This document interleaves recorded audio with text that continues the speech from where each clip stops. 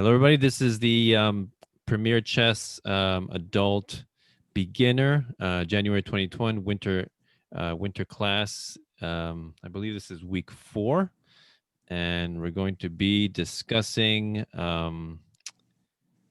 skewers and X-rays.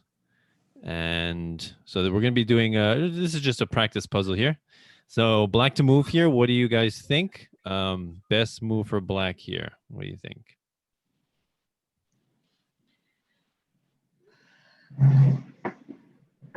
Maybe rook to d8.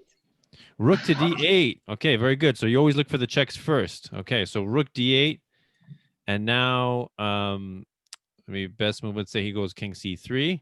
So now, best move here.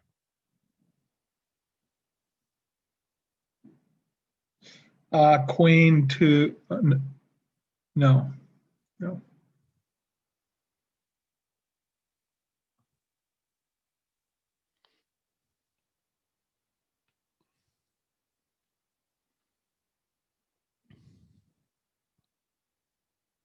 Oh, hi, Nancy. Didn't say Hi. hi to you. Welcome. Thanks. Any ideas here? Black to move.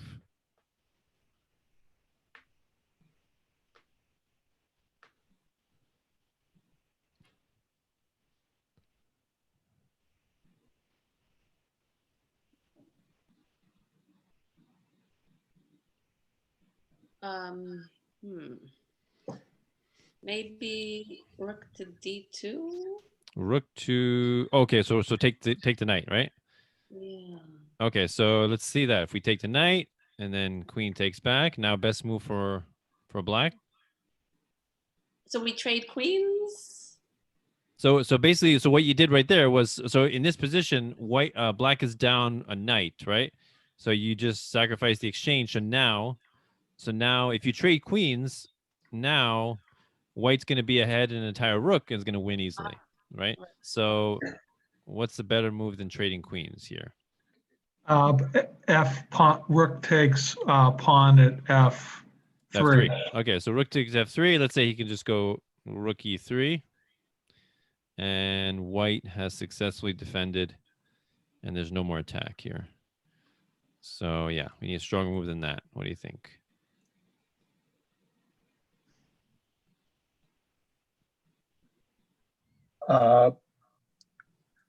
Rook to c4.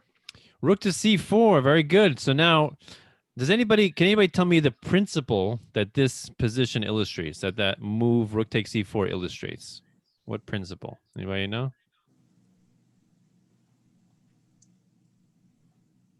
It's not that deflective thing again. Yeah. You can say it's a deflective sacrifice. We can also say that the king is overworked, right? King is protecting c4 at the same time as protecting the queen on d2, and he can't do both. So rook takes c4. So our queen is putting pressure on the queen on d2, and so we test the king's inability to protect both by capturing the pawn on c4, and the fact that it's a check makes it even more impossible to ignore. So what if the king goes to d3? Now what's the best move for black? Rook to d4. Rook d4, yeah, and then that wins the queen outright. Right now, black is winning. He's got a queen and a rook against 2 rooks. So that's even worse. So white's best option is to take the rook, and the queen is taken. Now there's kind of equality, right? So 2 rooks against a queen could be a draw. So yeah, that was the little combination, right? So very nice combination illustrating deflective sacrifice, or overworked or overwhelmed pieces, you could say. Okay, cool. Now, oh, by the way, I don't know if this makes you feel better, but this was the one of the homework I gave to my kids' group class. Yeah, the bright kids. Okay. And how old were those kids? Let's see. The oldest is probably 10 or 11, and the youngest is maybe 7 or 8. Jeez. I know, right? Were they able to solve the problem? So I have these 2 kids. They're like, they've been with me like constant. They're like my most dedicated students, and they're like I think they're like 10, like 10, 11, around that age, or nine maybe. And the older one, he is especially bright. And it's kind of funny. I give him the homework, and he when he emails me back the answer, he's like, literally, it took me like less than a minute to figure this one out. Can you please make it easier next time? I mean, sorry, harder, not easier. He keeps saying, can you please make it? And it's kind of funny because I only get that complaint from him. Everyone else has a difficult time in solving my solving the puzzles. So I can't really make it harder just for him because it's going to be like extra hard for everyone else, right? So next time you talk to them, you're going to say, hey, I gave this to my adult beginner class and it took them minutes and minutes and minutes to solve the problem. I know. I mean, yeah, they really are. Those brothers are really, really good, and it's a pleasure to teach them. And when it's funny, really funny during the class, like they get so, especially the older brother, he gets so excited every time he knows the answer. He's like, he can't contain himself. It's like he's he's like he's got ants in his pants. He's like, I know. So yeah. All right. So let's see what are we doing here. Oh, this one. Yeah. Okay. So so we're gonna go over skewers and x-rays. Does anybody know what a skewer or an x-ray is? First of all. In chess terms. In chess terms, of course, not, you x-ray your knee. In chess terms, what's a skewer? Anybody know? Or anybody heard it? Or want to venture a guess? It's like a skewer is like a pin, but the pieces are, the more important piece is closer to the attacking piece, I think. Exactly. Yeah. You could say sometimes called a reverse pin, right? So a pin is you don't want to move a piece because the more valuable piece is behind the pieces being pinned, whereas a skewer, the more valuable piece is in front, and so the more valuable piece has to move away, typically exposing an unprotected piece, right? So, for example, and by the way, skewers, pins, X-rays are only done by long range pieces, so bishops, rooks, and queens. Okay, so in this position, black to move. What do you think is the best move? So these are, of course, I'm starting off from the basic ones, right? Just to let you guys know. So in this position, skewer, black to move. What do you think? Best move to do a skewer here? The black bishop To where? to G4. Yeah, very good. Black bishop G4, attacking the queen. Queen is forced to move out of the way. Doesn't matter where, exposing the rook, and the rook is lost. Right? It's not unprotected, but you win the exchange. So, yeah, that's still good. Okay, good. So now let's go on to the next one. Okay, so this position, this is white to move. What is the best move for white? So just keep in mind that the white is in check right now. So theme of skewers and x-rays. What's the best move here?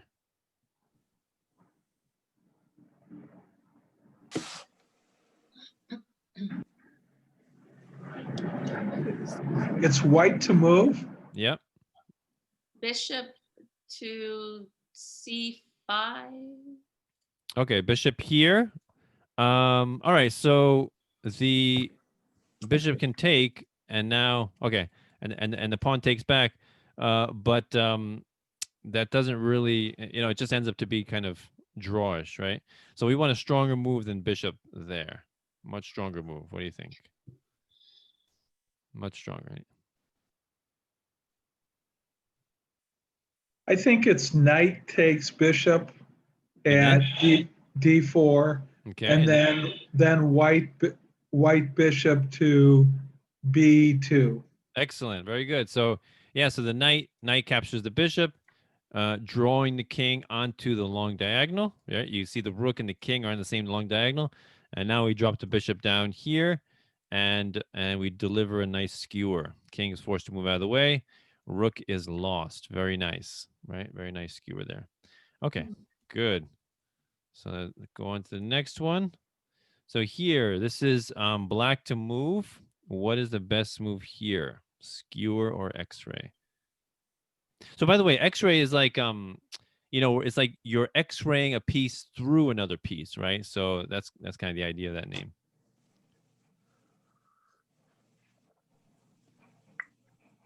What do you think? I'm sorry, did you say white to move or black to move? Oh, sorry, this is black to move. Yeah, black to move.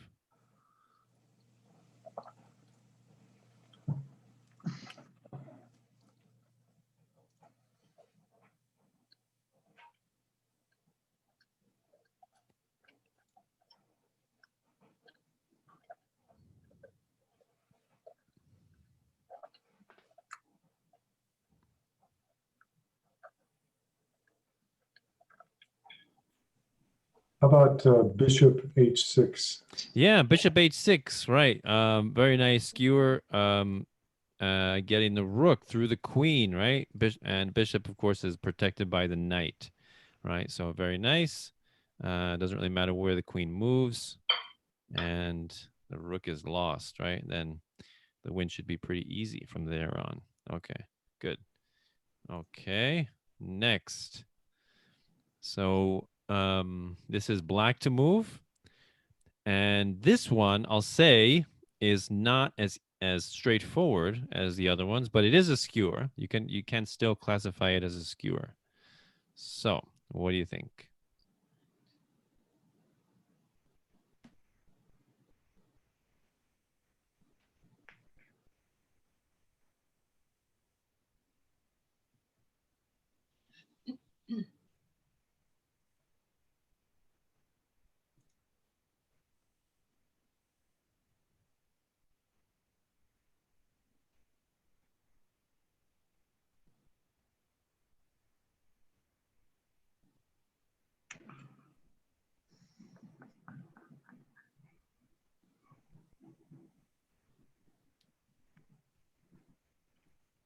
Any ideas?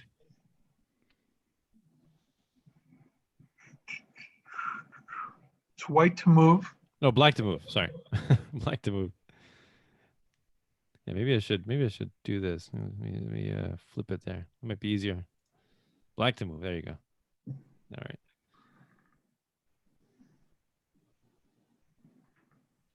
Black to move.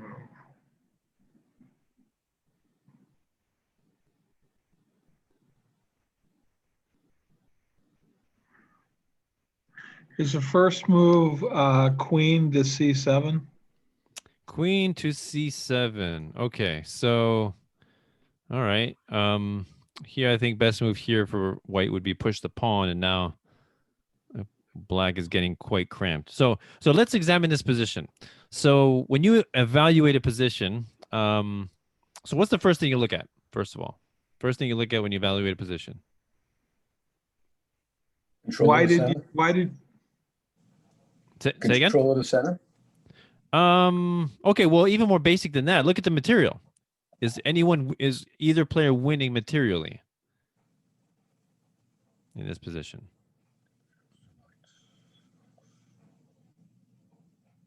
No. No. Yeah, it's equal. Yeah, 3 minor pieces, queen, 2 rooks, 7 pawns, right? Equal material. Okay, next we look at positionally. Now, is either player winning positionally in terms of space? Who has more space, white or black? White. Yeah, definitely white. Yeah, look at these bishops have very nice long ranges. Look at all this. You can tell space by how much the pawns, how much space is behind the pawns, right? And these are all areas where the white pieces can move to. And conversely, black is not happy at all. This knight is not happy, cannot move here. He can move there, but not happy at all. This knight's not too happy. Can't move any of these squares. Bishop's not too happy. He's about ready to get shut in with e5. This AA rook is definitely not happy. So black is definitely lacking in space, right? So for that reason, also another thing we look at when you evaluate a position is unprotected pieces or pawns, right? So in whites, in both, in both positions, both players, which pieces are unprotected? What do you think? The Pawn pawn. B4. White's B4. B4. This one? Yeah. No, the rook is Oh, protecting. yeah. Yeah. Okay, what's unprotected?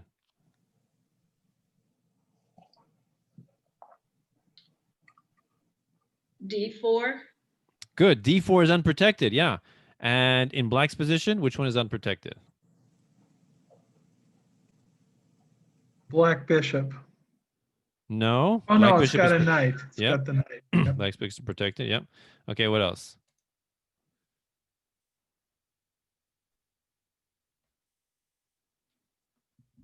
B2. The pawn on B2. B7, right?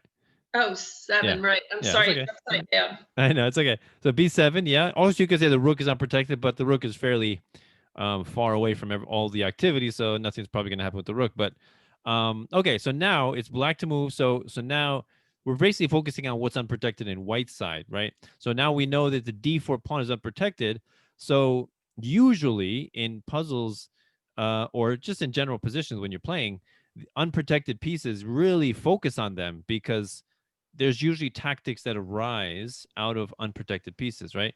So this is unprotected. So I'm going to just show you the move because it's a pretty difficult one to find. And that is queen to h4. Isn't that a weird move? Like, why would you do that, right? Now, why is that a great move in this position? Can anybody understand it? What do you think? Well, if he's attacked by the pawn in front of the king, you can take him, and then he's got the king in check, and he's take him for the rook. You mean if No, he goes I take G3? it back. Yeah, this would be a good move. Yeah, queen takes. Yeah. So why else? Why else is queen h4 a good move in this position?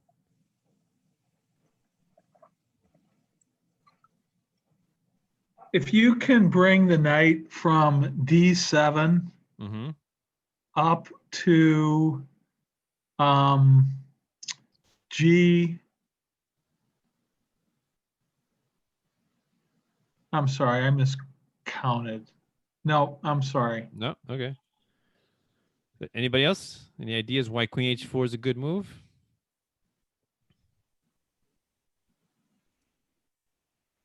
No. Well, bishop is, I mean, there's a strong attack there with the bishop going up. Yeah. Okay. from- Good. Yeah. It's combined with the bishop. That's a nice battery. That's true. So the key to this position really is this unprotected d4 pawn. That's really the key, right? Because remember we said before, white would love to push e5 and shut off this bishop, right? So what if white pushes e5? Is that possible in this position? Would that be a good move? Oh, because then you can take the pawn and it's fully unprotected. Now you take the pawn with check. With check. Oh, That's key, right? geez. That's Yeah. key. So now even if he protects with the bishop, you could even go take this pawn now. And now look at you're lined up in a beautiful diagonal, ready to invade on h2.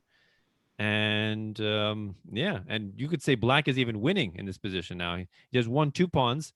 White does have a discovery.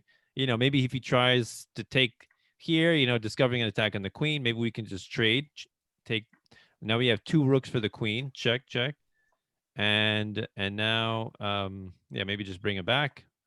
And now this is a pretty comfortable position for black. Definitely very nice.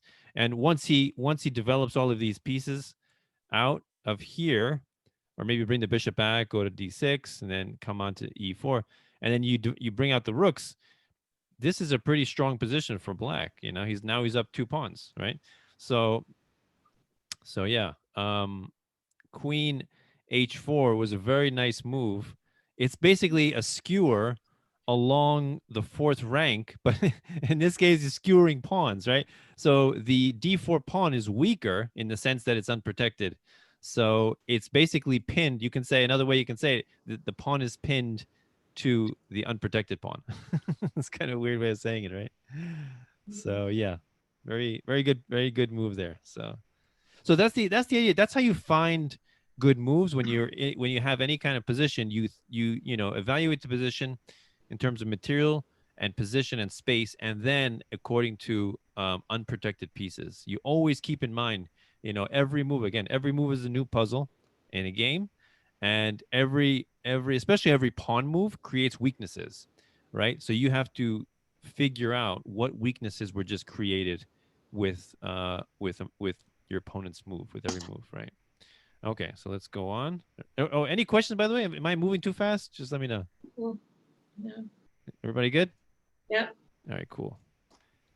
All right, let's go. Wait, hold on. Okay, this one, yeah. All right, so this one is black to move. So maybe I'll flip it again for you guys. There you go. So black to move. What is the best move for black here?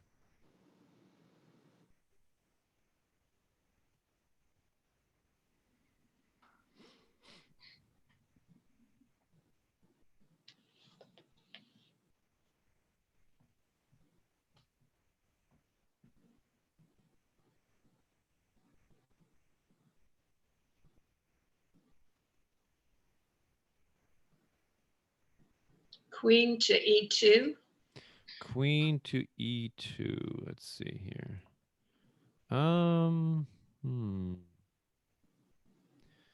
Okay.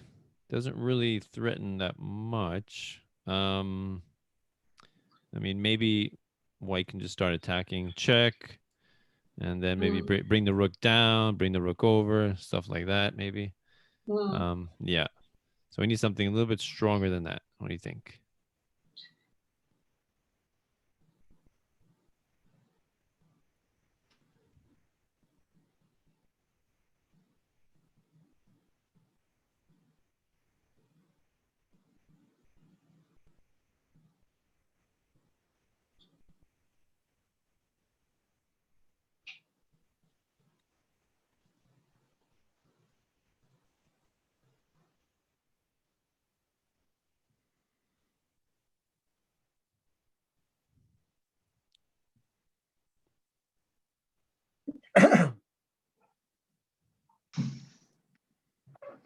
Any ideas? Rook to G3.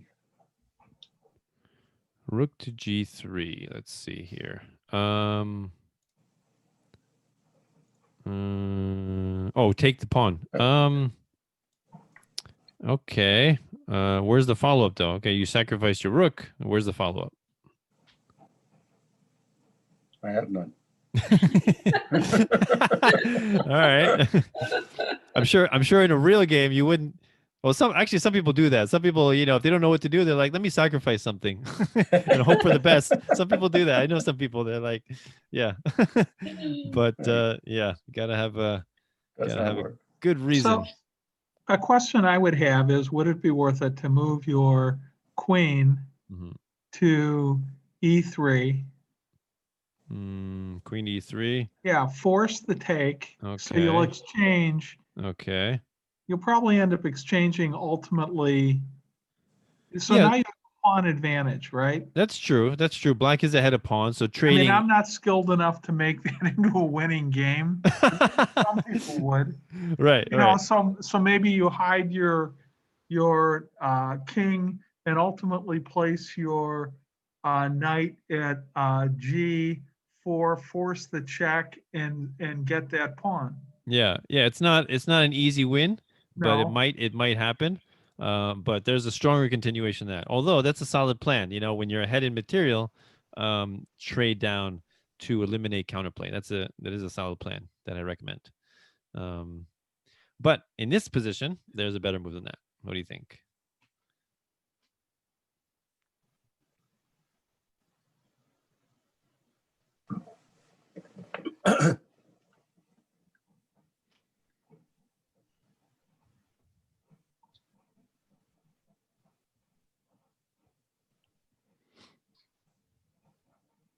Are we looking for a skewer? Is that what? So, yeah, kind of. It's kind of along the lines of a skewer. Yeah, definitely.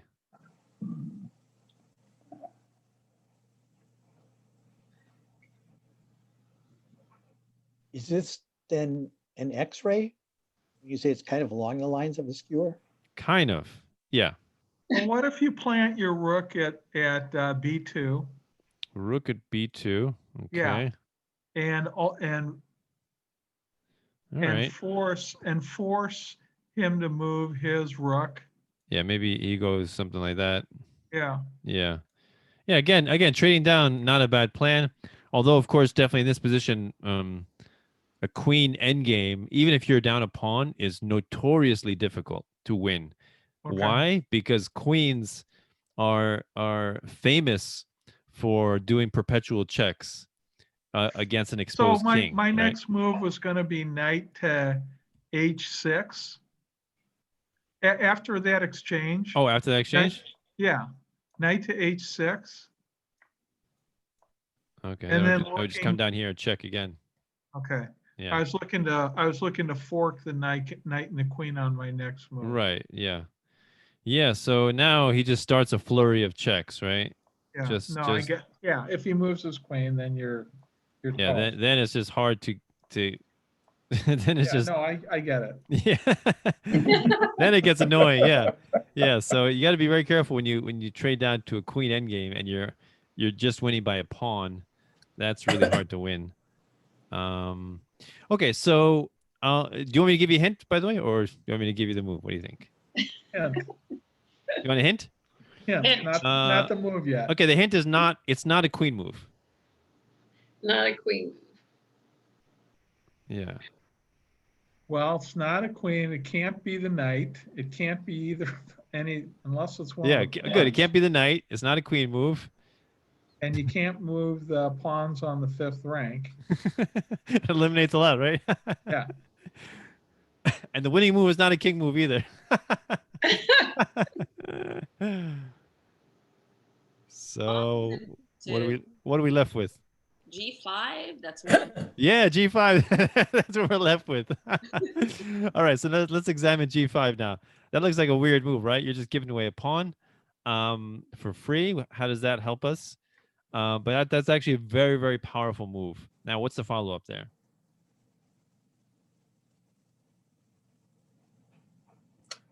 Oh, pawn to h4. Yeah, h4, very powerful move. Look at this. So the only thing that's protecting this rook, which is on the same line as the king and the queen, is this pawn on g3, which, by the way, is also attacked by the rook on b3, right? So h4, an amazing move. I love this when pawns or pieces can be taken by more than one piece, but all of those captures are losing, right? So the rook. So what happens if the rook captures? Before I even move it, well, can you see it? Yeah, Yes. queen to g3. Good. Queen takes g3. You win the rook, right? Very good. So if and of course, if the pawn takes, then the rook has no more cover, and you just take the rook, right? If let's see, what else? If the rook maybe comes down, then you can take this pawn for free. And if he comes, let's say, how would we do this here? Yeah, if he comes down here, maybe you just trade down now, something like that. And then you start pushing these, and this is so black, and he's probably going to win this pawn too. So this is going to be pretty easily winning for black, I think. Once he trades down, so yeah, So the key to this one was that the rook and the king are in the same line or the same diagonal as the queen, right? So and it's just a matter of removing the pawn cover, the pawn shelter, right? All right, good. Okay, so let's So see. was that an X-ray then? So this one, it kind of it kind of is. I guess you could say it's in the ballpark of a pin. Kind of. Yeah, it's along similar lines as that, Yeah. It's like I think this one is more like is eliminating the pawn shelter, exposing a weakness along a diagonal. That's more what this one is. Okay. Yeah, which is a powerful technique as well. Okay. So, okay, this one. Now this is definitely a skewer. But it's a more kind of an unusual skewer, but it's definitely a skewer. All right, so this is white to move. What is the best move? This is actually from a real game, by the way.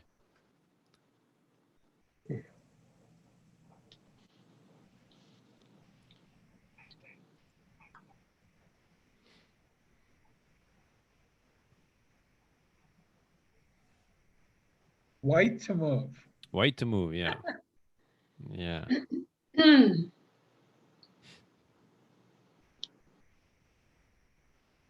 To make it more fun, in 2 moves, black is going to resign. Oh, gee. That's no pressure. No pressure at all. And currently the material is equal, right? So yeah, 2 moves, black resigns.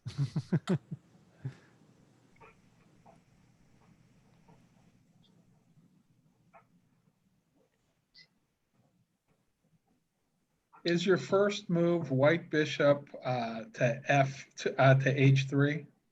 Okay, bishop h3. I think probably best move for black would be just taking this pawn. Okay, And so now, yeah, maybe he'll do this, and yeah, game goes on. Nothing special. What else? How about queen to b3? Queen to b3. Wow, why that move? Why did you pick that move? Because I figured you can take the, well, the bishop can't attack from there, and you've got it trapped on 3 ways, and then it's just figuring the next move to coordinate with but then I have to move another piece to get things coordinated, I think. Yeah. So this is the correct move, queen b3. But my question is, why is that such a strong move? Can anybody see it?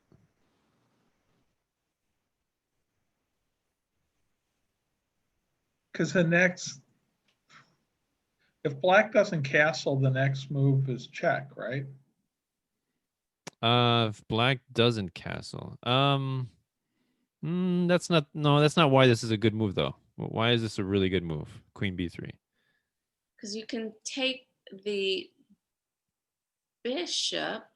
Okay, so the bishop is attacked, yeah. Okay. I mean, you have that white pawn up there that could now Mm-hmm.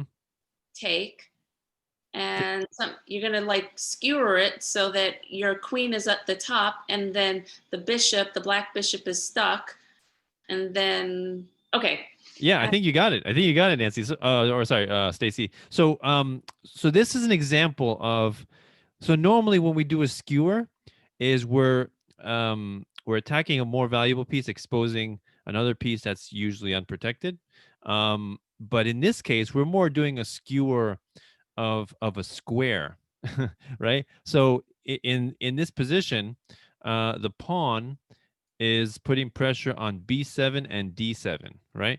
So now with queen b3, now we're attacking the bishop, and if the bishop moves, now the queen is putting additional pressure onto b7. Now so if the bishop moves, now we take the pawn and we deliver a fork, winning a piece, right? So that's why this is so powerful of a move, right? So he doesn't have time to capture the pawn. He'll just lose his piece. And so black's next move was defend the bishop. So now what do you think white's next move was before he resigned? So what? Yeah, white to move and then black resign. What do you think? Pawn to a3. Yeah. So black says, I don't want to move my bishop. I'm going to defend it. And white says, move it. Get it out of the way, right? And so black sees that if he moves the bishop, doesn't matter where he moves it, then this will be a beautiful fork, and white will be winning by an entire bishop. And that's it. Pretty much game over for, that high level. So yeah, very nice example of a skewer. You want to skewer an important square, right? Not necessarily another piece, but an important square. So that's pretty interesting. I like this one. Do you happen to know how they ended up with that kind of position? Yeah, I think they took a knight here, he took a knight here, something like that. Yeah, something like that. Yeah. I know, interesting position, right? How did these pawns end up here? Yeah. Yeah, so I like this one. This is a good one. Okay. So let's go on. Next one. So this is a pretty old game. This is Andrews versus Jackson's 1864. And this game actually went down in history as being known as the skewer lure. The skewer lure. By the way, my wife is Romanian, Hungarian, and lure is one of the words that she has a crazy time with. She hates that word. So I always make fun of her, of course, for that. Lure. So the skewer lure. What do you think? White to move. So, okay, so let me give you the background. The past few moves, I believe white went, so this bishop was on c8. White went bishop b5 check. He blocked, and then he moved up e5, attacking the knight. So now, what do you think? Oh, sorry. No, it's sorry, it's white's move here. Yeah, it's white's move here. What is the best move for white here?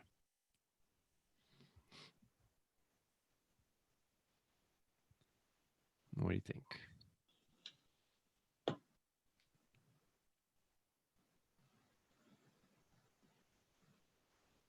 Why would he not take the knight?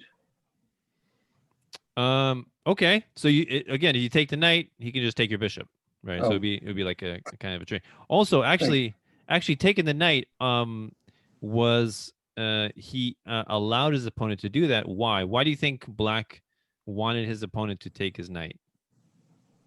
You see a good move for black here?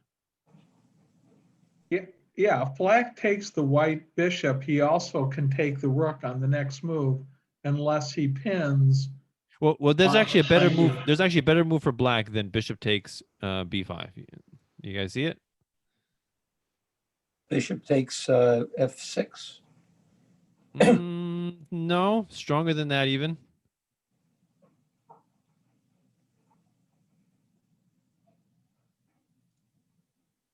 Bishop to c5. Bishop c5, yeah. And look at this. Yep. The queen is pinned to the king, right? So what do you think white did in this position? Is I think Roy said it. He took the knight, right? Knowing that black will pin his queen, and basically white saw further than black, right? So now black goes, okay, I'm gonna pin your queen. Now, what is the best move for white here? What do you think?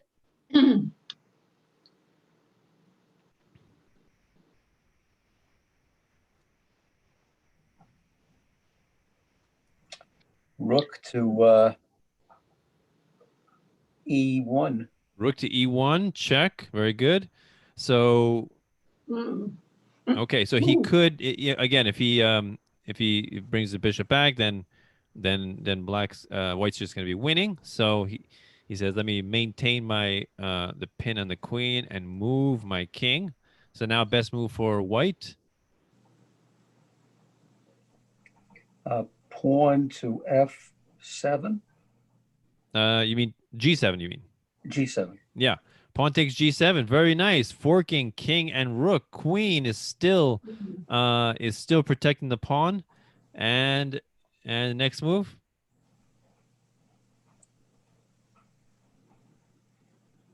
Pawn takes rook. Yeah, mate. Oh. very, very nice, Oh, mate. gosh. Isn't that nice? So that's Wow. why this game is called the skewer lure. So he knew that, actually I guess you could say this is more of a pin lure, but anyway, skewer lure sounds nicer. So he lured the bishop onto c5, opening up the e file, and then this pawn had a very nice journey to h8, finally delivering a checkmate with his newborn queen. So yeah, very nice. Okay, so let's go on to the next one. Any questions, by the way? Everybody good? Cool. All right, let's go on to the next one. All right, so this is from the movie Searching for Bobby Fischer, right? I'm sure you all are familiar with that movie about the life of Josh Waitzkin. I'm actually I just finished watching the movie for a second time with my 8-year-old daughter. She loves it that much. So yeah. So this is the final game when Josh Waitzkin was playing Jonathan Poe in the tournament, in the final tournament. I think it was the Nationals. And so it was a very, very dramatic use of a skewer. Very nice skewer. So here, and it was in this position where Josh starts thinking, right? And then you hear what's his name, Bruce Pandolfini in his mind, saying that it's right there in front of you. The combination is there. It's like it's 12 moves away, but it's there. It's 12 moves, right? It's 12 moves away, but it's there. He says, just look into the position, and then of course then he offers a draw, and says we'll split the championship. And Jonathan's like, no, I can beat you. And he's like, all right. So here's what happened in that position, right? So these are a series of kind of forced moves. So that's why it's kind of easy to visualize it. So let's see. So G takes F6, forking the rook and the bishop, and bishop takes. Now rook here first, right? To establish more control over F6 to force even more exchanges, right? King F5. Now the idea is to take with the rook to have it be even more forceful, so that here you do what's Black's best move here? What do you think? Oh, knight to D7. Yeah, knight D7, right? Forks king and rook, right? King F5, knight takes, king takes. And now this was the position that he had to see in his mind, because so here, as you can see, the white pawn on the H4 pawn is 2 steps ahead of the black pawn to reaching the promotion square. But that's going to prove to be irrelevant, because why? Because we're going to see. I don't know if you remember in the movie, so here Jonathan Poe gets his queen. He's very happy with himself, and he smiles, and then Josh Waitzkin gets his queen, and Jonathan Poe is about to reach for his queen to move, and Josh is like, check. And he looks at him, no. And he moves his king out of the way very nervously, and he swaps his queen off with such vigor, and he slams it down on his side. And I believe he says trick or treat, which is like Jonathan Poe's like tagline. So yeah, this is one of the more famous skewers in chess depicted in movies that I like to use. So yeah, very nice skewer. I mean, wouldn't that be so beautiful to do in your game? Yeah. Your opponent promotes first, and then you promote, and you do a beautiful skewer like this. See, can't get better than that, Wow. So yeah, that's that game. All right, so let's go on to the next one. All right, so here's another one. White to move. What is the best move for white here? What do you think?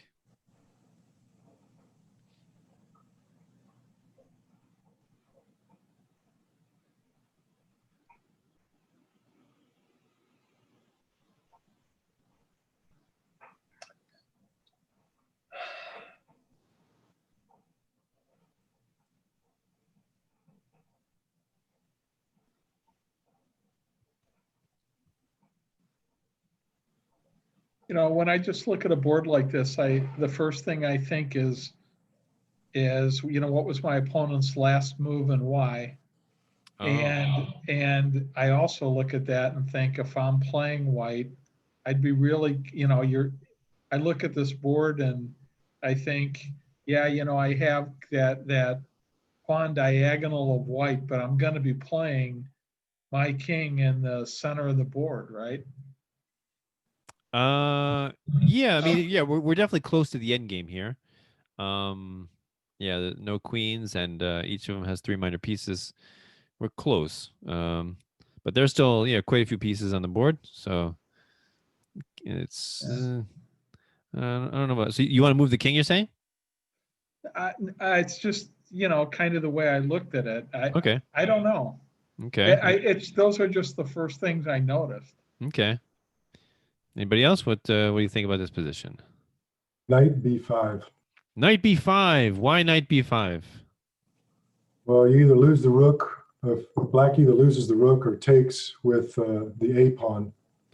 Yeah. So okay. So if he takes with the a pawn, what do you do next? What's the follow up? If you take with the A, if black takes with the A pawn, then it's rook A8 check. Beautiful. Yeah. Beautiful. So here, black has two choices: move the rook, and then after that, then he just wins a pawn and is going to win a second pawn, and yeah, it's going to be dominating, definitely. So, and if he takes, that opens up the lines for our rook to invade along the A file. Rook to A8 delivers a beautiful skewer here, and there's absolutely nothing that black can do to defend himself, right? So yeah, beautiful use of a skewer. So this is also, I think, another example of you always have to try to open up lines for your long range pieces, right? Bishops and rooks, right? Very important to open up lines. Here, this bishop, would you say this is a good or a bad bishop? Right now, bad. Yeah, right now it's a bad bishop, definitely. Blocked in by the B pawn, blocked in by the E pawn, and all of these are on dark squares. So let's say this tactic wasn't there. Let's say maybe there's a pawn here, something like that. My first instinct would be to open up this bishop. You want to open up lines for your piece as much as possible. So my first instinct would be to perhaps push the, maybe you can just even push the E pawn immediately, then F3, then maybe go D5. Now your bishop is free. Now it controls the entire diagonal, right? Beautiful, right? That's my first instinct here. Always increase scope of your pieces. They want to be active. They want to join the party. All right. Increase scope. All right. Good. Okay. Next. So this is white to move. What do you think is the best move here?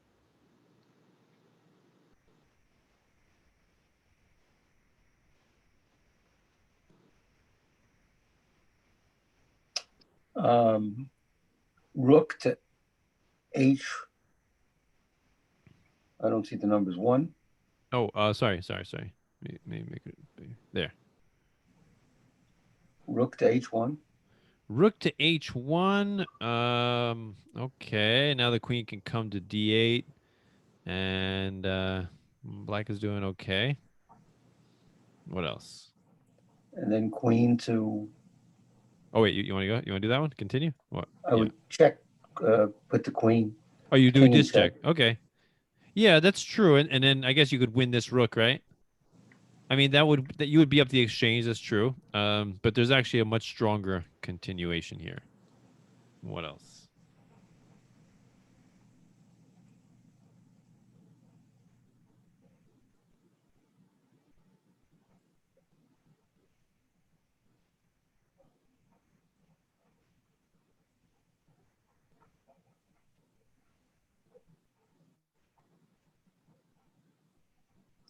Oh, how about queen sacrifice? Takes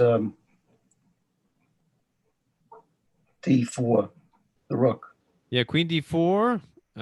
C takes D4, and then what? Bishop to A to D4. Yeah, bishop D4. Beautiful. So something you have to keep in mind.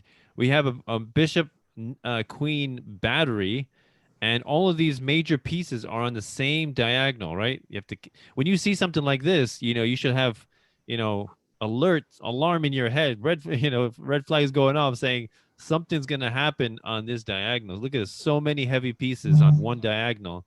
That's something that should really raise your mind and alert you. So yeah, beautiful tactic here. Sacrifice the queen, and the bishop results in a beautiful skewer that wins the queen, right? Very nice skewer. Okay. Yeah, that's something always keep in mind, right? Look for these diagonals and these yeah, when things are on the same line, the same diagonal, or the same file, or the same rank, right? Very important. Yeah. Okay. So here,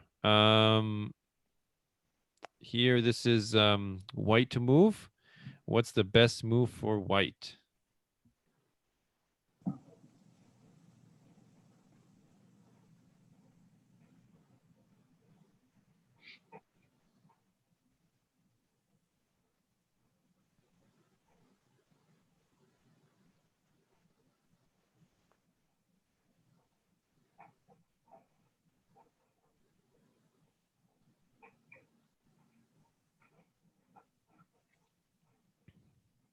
Oh, just to give you perspective, the pawns are going down, right? Black pawns, right? Like just like that. Yeah, well, it could pick up the pawn at E6 just by putting the rook at F6, right? Okay, so if we go rook f6, we have queen takes d2 check, and now this knight is gone. All right. Sure do. So we need something Not so good. stronger. Stronger. What do you think? So rook to F2. Rook to f2. Okay, that does save the pawn. You know, maybe black can just continue. Oh no, black couldn't do that. Maybe he just continues this way. Yeah, there's a much stronger move than that, though. What do you think? Much stronger.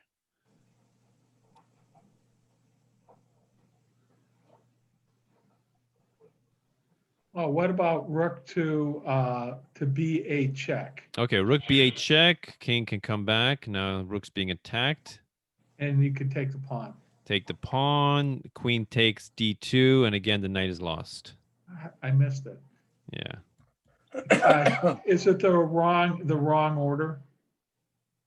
Well, No. well, definitely No. not. Yeah, not. Yeah, not rook b8. Yeah. Yeah. Yeah. Anyone else? How about knight A4? Knight a4. Why would you do that? Why would you give up your knight, Monty? Well, he didn't have much of a choice. He's going to have to take with the pawn, and then you move rook to B8. Beautiful, beautiful. So again, just like we said last time, when you see heavy pieces along a diagonal and you have the same diagonal bishop, right, or the queen, let's say, is on that diagonal, then you know some alarm bell should go off, right? Something may be lurking, some tactic may be there. Similarly, here we have a rook, and the queen and the knight, the queen and the king are in the same file, right? The B file, and the only thing that's kind of in the way is the pawn, right? So if we can get the pawn out of the way, that would be a beautiful skewer. And it so happens there's a way. Knight a4 check, forks the king and queen. Black is forced to capture, exposing this this beautiful lineup. And we have rook b8, winning the queen outright, right? So yeah, whenever you see heavy pieces on the same diagonal, same file, same rank, right? Always think about that. Think about how you can exploit that, right? Very important to look at the board that way. All right, so that's my lecture. So is there any questions, any comments, any observations you guys have? What do you guys think about skewers? Was this too easy for you guys? What do you think? I'm trying not to make it too easy. No. No? No. I think your tip about when you see heavy pieces in the same line is very good for me. Mhm. Yeah, yeah. You know, you have to think, yeah, you know, especially, you know, when the pieces get traded off, you know, and it gets more to the end game. You know, you got to see what pieces do I have left, and if I have a rook left, you know, then you got to look at the board in terms of ranks and files, right? And how can I exploit that? Or if you have a bishop left, how you have to look at the board in terms of diagonals, right? So yeah, there's definitely one way to look at the board. Anybody else? Any observations? You learn anything cool? And a lot cool. Yes. Cool. Awesome. How can we not help but learn cool things from you? I hope so. I hope I can maintain that my streak. I have one quick question. Yeah, go ahead. Go ahead. Okay, next week, if we could spend 4 minutes on this topic. Sure. Okay, I don't remember the exact definition of it, but it has something to do with a square. And counting the squares when you're trying to move your pawn to get a queen, promote to a queen. The idea of the box, like creating the box, right? I think Okay. that's what you mean. I'm sure it is. So let's do that. Let's see if I can do that real quick, and let's see if I can do that. Hold on. Where do I do that here?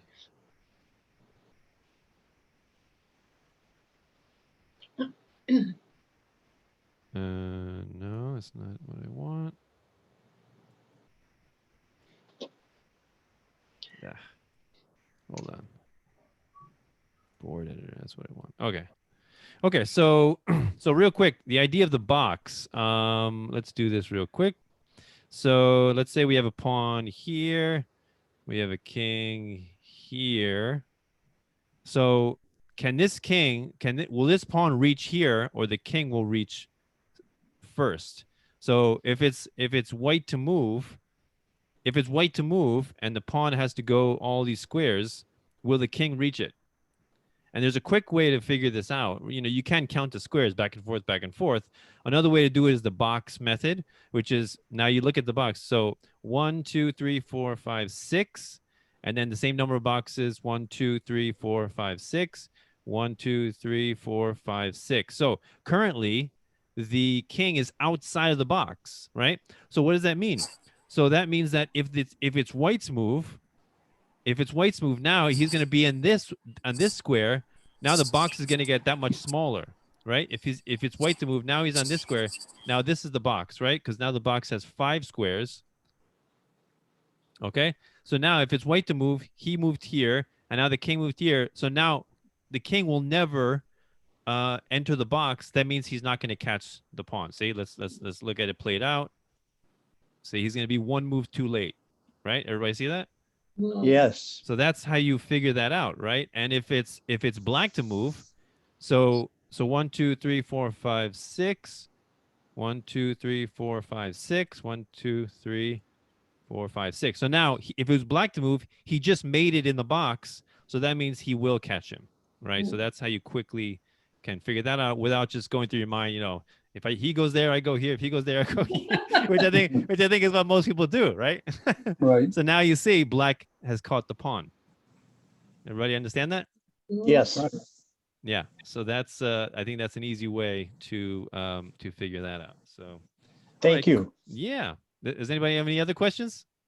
Mm-mm. No. All right. Awesome. Evan, do you want to get on soon or? No, I'm just saying hello. Okay. Cool. Yeah. Guys, this is like really important stuff. Like these pawn endgames seem like they could be like pretty easy because there's like 3 pieces on the board. Right. But they could be, all the difference. This is like, extremely important things to know. So. Yeah, I like to say that end games are razor sharp because one move can mean the difference between a win or a loss. Absolutely. Just a loss of 1 tempo. So yeah. Is there any other questions or comments before we go? Only thank you for a great program again. Awesome. Yes. No Yes. problem. No problem. Happy to do Absolutely. it. So yeah, we'll discuss another cool topic next week. And I'll email you all the video. So I hope you all have a wonderful week.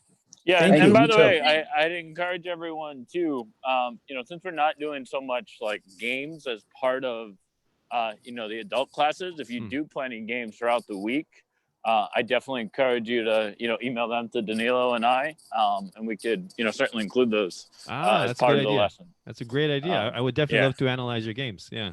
If anybody... Yeah, so if anyone plays, and I would definitely recommend, you play on Lead Chess. Like the good thing is like they have like tournaments pretty much every hour of the week. They also have a lot of, you could get paired instantaneously. So I really would recommend you play like, 10 or 20 minute games. that Danilo could go over. Yeah, definitely could do that. So yeah, email us your games, and we can do a whole class just based on analysis of everyone's games. Maybe one or two games of each person. That'd be a great class. Could you do a class on just how to analyze a game? Yeah. I mean, it would be the whole game, whatever you do, however long the game is. And by the way, if you do play, make sure you send me, or we'll try to look at your losses rather than your wins, because I know most kids, they love to show me their win. Look, I beat this person. Look at my win. Everyone's so excited. But that said, look, some of my best games were losses, and some of my worst games were wins. So that's true too. Can I send it to you before I lose? Good one. Yeah.